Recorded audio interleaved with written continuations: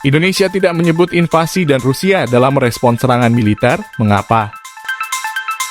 Ukraina melalui kedutaan besar di Jakarta meminta dukungan Indonesia agar bersuara lantang dan berani membela negara Eropa Timur itu.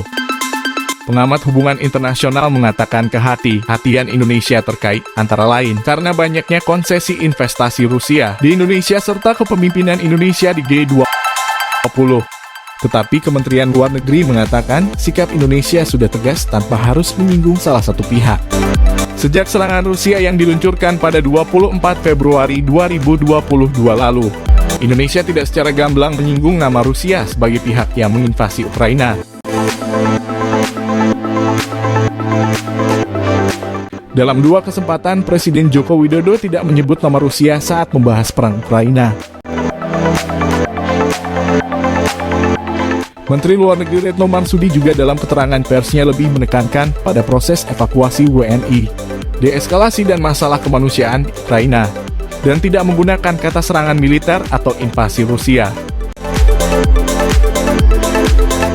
Dalam kesempatan kedua, di rapat pimpinan TNI dan Polri tahun 2022, Selasa lalu 01 Maret 2022, Jokowi kembali menyinggung perang Ukraina yang disebut menjadi salah satu faktor pemicu ketidakpastian global. Tantangan ke depan tidak semakin gampang, penuh dengan ketidakpastian. Dulunya ketidakpastian karena disrupsi teknologi, revolusi industri 40, ditambah lagi dengan pandemi, ditambah lagi dengan perang di Ukraina. Sehingga apa? Ketidakpastian global yang juga merembet kepada ketidakpastian negara-negara dimanapun di dunia ini menjadi semakin meningkat, kata Jokowi. Dalam dua pernyataan tersebut, Jokowi tidak menyinggung nama Rusia sebagai pihak yang melakukan serangan militer atau invasi. Kemudian, Menteri Luar Negeri Retno Marsudi dalam siaran persnya Selasa kemarin juga tidak menyinggung invasi Rusia. Retno lebih menekankan pada proses evakuasi WNI sebagai prioritas penghormatan terhadap kedaulatan, deeskalasi, dan masalah kemanusiaan. Pernyataan yang sama juga terlihat dalam cuitan Kemlu di Twitter dengan menyebut serangan militer di Ukraina. Begitu juga saat Indonesia di sesi khusus darurat PBB mengenai Ukraina di markas besar PBB, New York, Senin lalu 28 Februari 2022. Dalam keterangan persnya tidak ada kata Rusia dan invasi.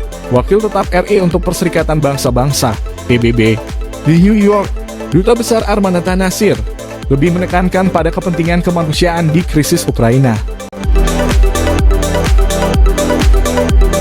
Aksi militer di Ukraina mempertaruhkan nyawa warga sipil dan mengancam perdamaian serta stabilitas regional dan global. Tutur Dubes Tata. Mengapa Indonesia tidak menyebut invasi dan Rusia?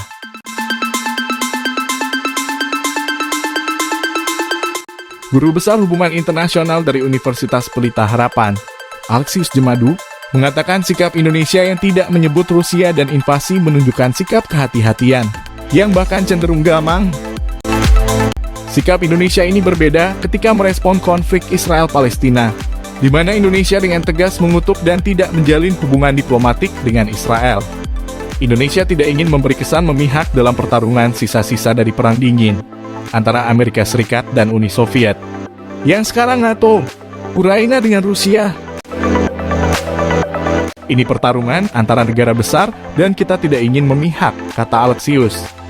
Faktor lain dugaan dia yang lebih spesifik adalah ada satu kepentingan Indonesia dan tidak mau dikorbankan, yaitu menjaga jarak yang sama dengan semua kekuatan besar, agar kepemimpinan Indonesia dalam G20 berhasil, kata Jemadu.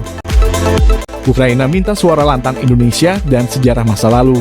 Pemerintah Ukraina melalui kedutaannya di Jakarta meminta dukungan Indonesia dalam perang melawan Rusia. Dalam keterangan tertulis, Selasa 01 Maret 2022, Ukraina menegaskan tidak bertekuk lutut terhadap ancaman kematian, sama seperti Indonesia tidak menyerah 70 tahun yang lalu. Kami akan berdiri tegak dan meraih kemenangan. Namun dengan dukungan Anda, maka kemenangan dapat kami raih dengan lebih mudah, lebih pasti, dan lebih cepat. Rakyat Indonesia, keadaan saat ini sungguh berat dan menyakitkan bagi kami. Oleh karena itu, kami menunggu dukungan Anda. Kami berharap dapat mendengar suara Anda yang lantang dan berani dalam membela kami, tulisnya.